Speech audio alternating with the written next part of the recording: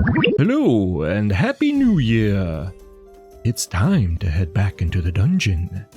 So, let me catch you up on our story.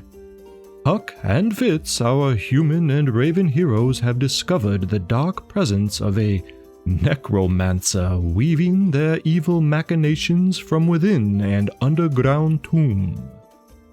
The brave duo made their way down to investigate and were met by a small band of deadly zombies, which they defeated, but not without injury.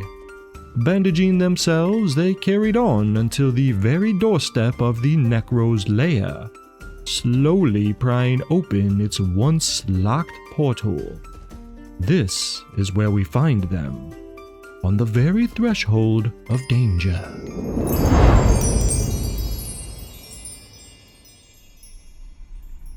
Our duo gave each other one last determined look, nodded, then shouldered the heavy limestone door to open, as the green glow from within bathed their entryway.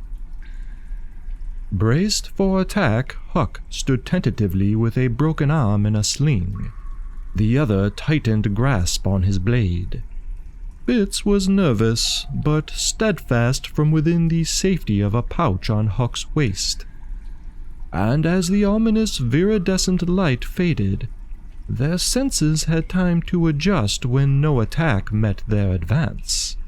Instead, there was a putrid stench of decay that fought for their attention, and also a quiet mumbling, or maybe chanting, came from deeper within this new chamber. Intricately carved stone pillars marked the area, blocking views of this mausoleum, and that green light from earlier was now flickering, emanating from a corner opposite their direction, cascading dramatic shadows across the cold tiled floors. Huck pulled his cloak up around his mouth and nose, then silently progressed in the direction of the luminosity.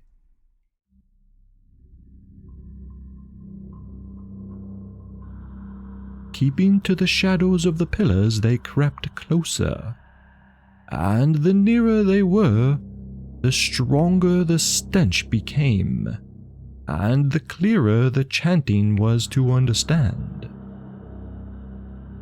Huck grit his teeth and clenched his jaw to keep from vomiting, as the smell infiltrated his makeshift filter. Now standing with back against the nearest column, he paused for a moment. The dark wizard was just on the other side. Our hero clutched his blade to his chest as the deafening beat of his heart pounded from within. He felt on the verge of blacking out, when the slightest of nudges brought him back from the edge. Looking down, he saw Fitz resting his good wing on Huck's upper abdomen, forcing a slower breath that reached across their bond and helped calm his unease. Huck's eyes wrinkled with appreciation, and they both slowly nodded, regaining their motivation. At least enough to dare a peek from the safety of their shadow. So using the reflection of the hunting blade, Huck slowly eased it out around the side of the pillar. At first, the greenish flames of a fire overtook the scene. But then a small hunched body could be seen kneeling in front of it, and squinting, they could just make out some sort of large shape opposite the flames. It was almost propped up against the wall and motionless. Retreating the knife, the two shared a quizzical look, then stepped out from the shadows.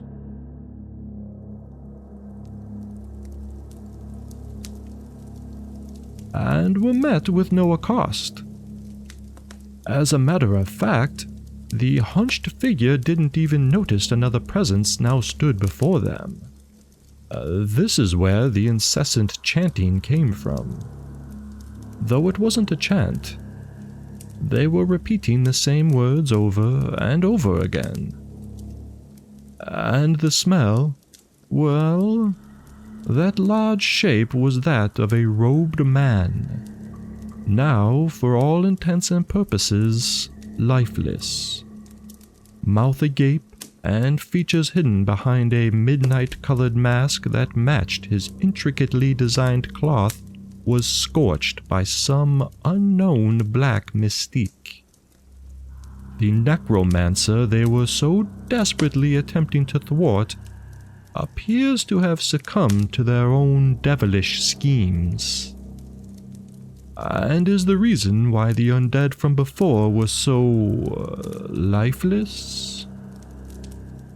But with no master to force their hand, they should have fallen over at the same time as his demise. Which leads us to this small person.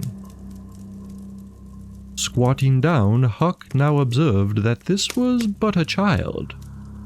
Long, matted hair framed their dirty face. Tattered clothes and old scars around their ankles spoke of mistreatment. Huck sheathed his blade and audibly cleared his throat. The child stopped repeating herself and slowly turned to look at Huck. Then her glazed and sunken eyes moved down to Fitz. Suddenly, her face snarled, and she hissed, then lunged at them with a tiny twisted dagger. Instinctively, Huck sent a fist to the top of her head, and she instantly fell. The dagger clattered across the floor. Is she dead? Fitz asked. No, just knocked out. Huck paused, then reached out and lifted the kid's filthy arm. She was holding some kind of small wooden pendant. Prying it from her grasp, he turned it over and sharply inhaled. What is it? It's the mark of Danalith. Oh no. Sure enough, as Huck moved aside the girl's hair, there was a brand on the back of her neck the same as the pendant. She is a child of death. More precisely, she was kidnapped, then raised and brainwashed by the cult of Danalith, a group of dark necromantic zealots who worship the deity known as Danalith, a god in some respects who is prophesied to bring forth the demise of all life as we know it.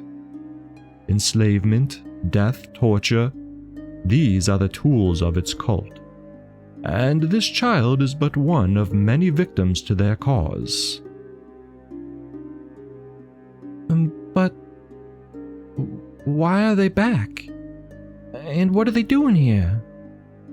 Fitz asked. I don't know.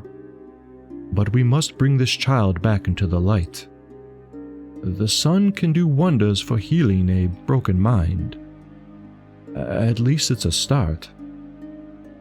And with that, Huck used his boot to kick over the deceased necromancer onto the fire and let it burn, then scooped up the girl, and they finally made their way back out of the mausoleum, past the pile of zombies, past their little makeshift camp, and up the broken staircase to the surface of the tomb.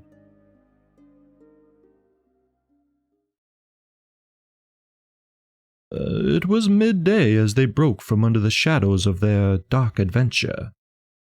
The sunlight never felt so good, and the ambient life never sounded so calming. They stood there for a moment with eyes closed.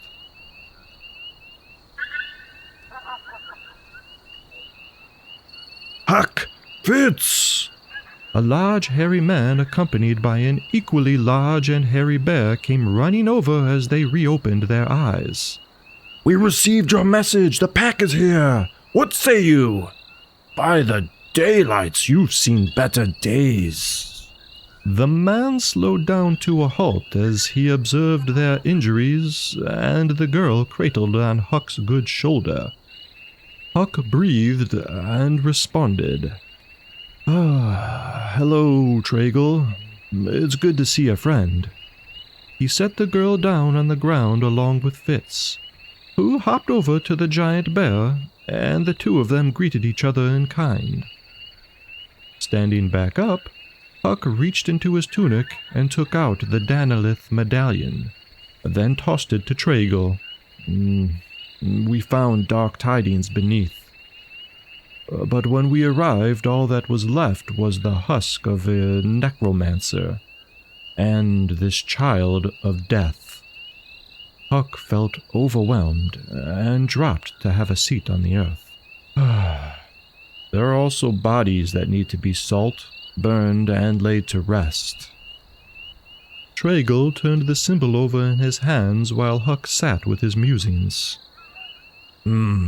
So, the cult of Danalith has returned. He shook his head and handed the medallion back to Huck. "We will deal with what remains of the crypt, and take this child back to our elders to see what can be done with her bent mind. You two need rest." Huck looked over at Fitz, who was in conversation with the bear, but also keeping one eye on Huck all the same, and they both smirked as Huck once again stood on his feet. We have other things we must attend to, but thank you, brother, for bringing such haste." And with a hand on Tragel's shoulder, he ambled over to Fitz, placed him back in the pouch, and the two set off. Tragel wasn't sure how to respond, and then found it. "Oh, you're off to see your friend in the hills, aren't you? The one who tells stories?" He laughed as Huck and Fitz continued onwards with a nonchalant wave. The one who tells stories? I wonder who that could be. For indeed, Huck and Fitz have been to the Gathering Stone more than a few times over the years to share the goings-on and adventures of their protected land. I also believe the chickens enjoy their unique, nature-oriented communicative skills, of which I often ask Huck what is being said between them. He just smiles and redirects the conversation, much to my dismay. C'est la vie. Anyways, after their most recent visit and retelling of the Necromancer's tomb, he left that Cult of Danalith medallion with me to keep with my other objects, oddities, and books. But the more I think about it, I recall how prominent its members used to be, especially during the Endless War, perhaps due to all of the deaths. But no one has really seen or heard much of them since.